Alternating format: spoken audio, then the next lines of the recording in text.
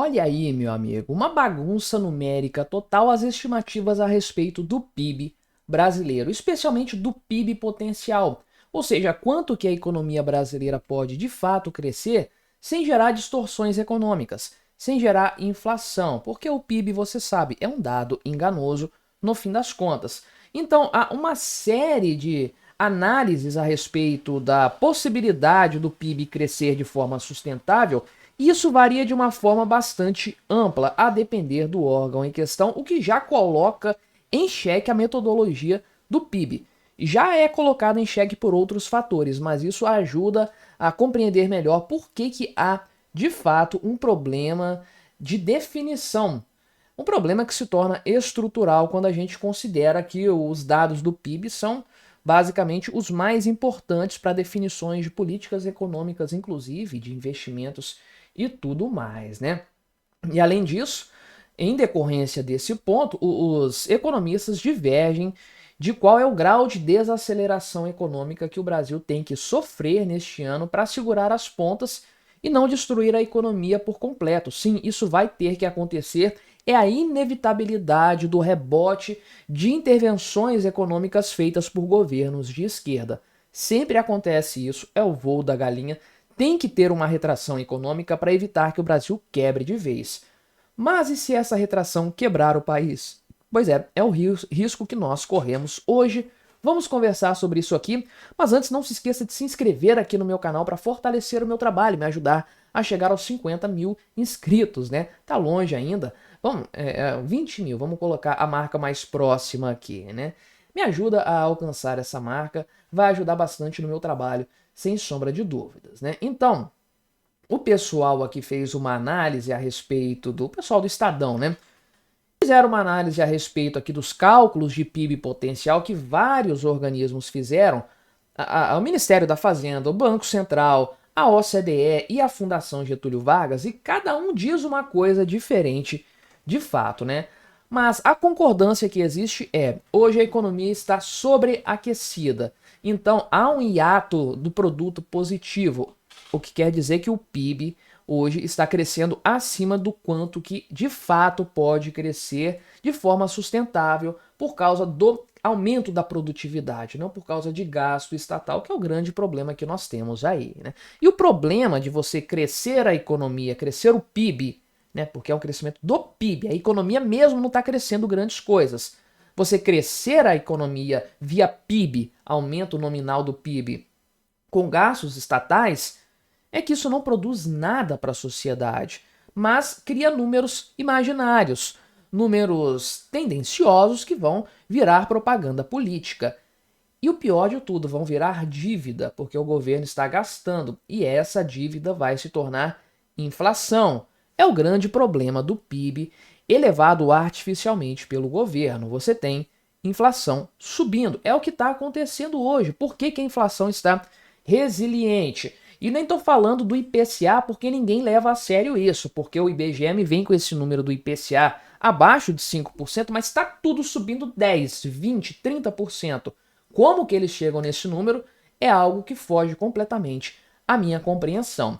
Então há esse problema. O PIB está crescendo muito acima do possível, do sustentável, isso causa inflação de fato, né? Então, o que acontece?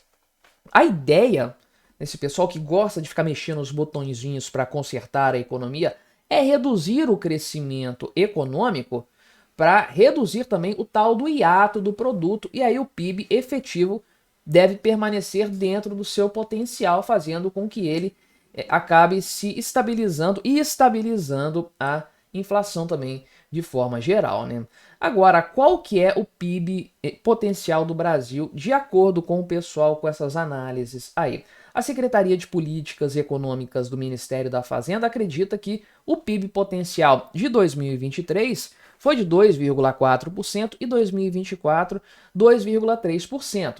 Então, estamos falando de um crescimento econômico na ordem de 1%, ou 1 ponto percentual, no caso, acima do PIB potencial, acima da capacidade econômica do Brasil. É bastante coisa, ainda assim, porque 1% disso aí é uma montanha de dinheiro que está girando sem ter realmente efetivamente uma produtividade compensando isso. Agora, o Banco Central tem números bem diferentes. Para 2023, foi 3,1% e 2,4% para 2024. Então, há uma divergência grande em 2023.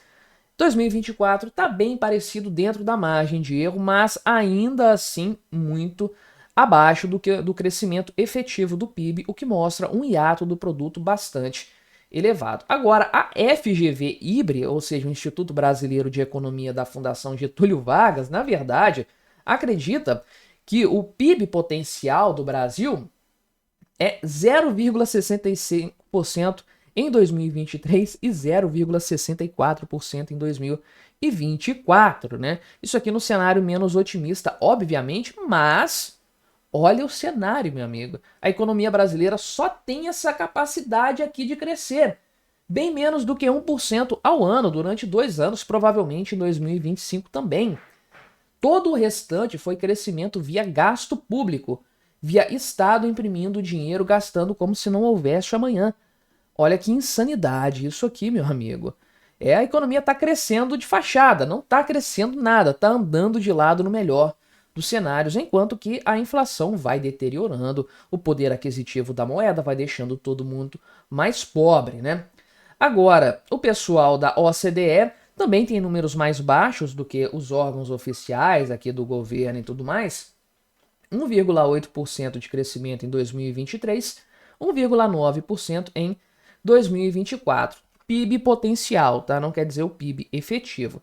E só por aí já dá para ver a bagunça que é esse cálculo, porque os números são muito divergentes, ninguém tem um consenso, está longe de haver um consenso, inclusive parece cada um indo para uma direção diferente. Para 2024, provavelmente o número fechado vai ser 3,5%, e isso todo mundo já sabe, o próprio Ministério da Fazenda já afirma isso, está acima da capacidade do Brasil crescer de forma sustentável, o tal do PIB aqui potencial, que deveria ser 2,5%. Então, tem que ser reduzido isso aí, e o pessoal da Secretaria da Fazenda já revisou para baixo o PIB deste ano para 2,3%, né? Então, a RX Investimentos, por sua vez, fala que o pessoal da OCDE tá com um dado mais correto, um dado mais realista, então, na verdade, deveria haver um desaquecimento maior da economia para fazer equilibrar essa questão a respeito da inflação, do impacto que isso vai dar de forma geral, né? O grande problema realmente é esse aqui, né? O quanto que o PIB tem que ser reduzido, o ímpeto de crescimento dele tem que ser reduzido para segurar a inflação. Como que isso vai ser feito? Taxa Selic principalmente. Uma taxa Selic elevada travando investimentos, travando expansão de empresas, levando eventualmente a um endividamento maior, a declarações de falência, a recuperação judicial e desemprego, reduzindo a demanda, impactando a demanda e fazendo, portanto, com que preços fiquem mais baixos ou subam menos. Já seria o suficiente para essa galera. Agora veja como a solução para esse crescimento econômico fajuto é dramática para o povo brasileiro, para a sociedade produtiva. Empresas vão ter que quebrar, empregos vão ter que ser destruídos, a renda vai ter que cair para que a inflação fique controlada. Por quê? Porque o governo, no primeiro lugar, bagunçou essa história toda e fez com que o Brasil crescesse acima da sua capacidade, nominalmente. Do ponto de vista prático, o Brasil não cresceu nada nesse patamar que o governo divulga, não. O que o governo deveria fazer? Liberar a economia, reduzir o tamanho do Estado, gastar menos dinheiro para ter superávit, ter um equilíbrio fiscal, reduzindo naturalmente as taxas de juros, fazendo com que fosse mais fácil, mais seguro empreender no Brasil. Estamos totalmente longe dessa realidade e é por isso que só nos resta ficar esperando os burocratas, os tecnocratas, ficarem mexendo as cordinhas para tentar salvar a economia brasileira do completo desastre. Mas me diga aí o que você achou da minha análise, colabore com o nosso debate, se inscreva no meu canal se você ainda não for inscrito e até a próxima.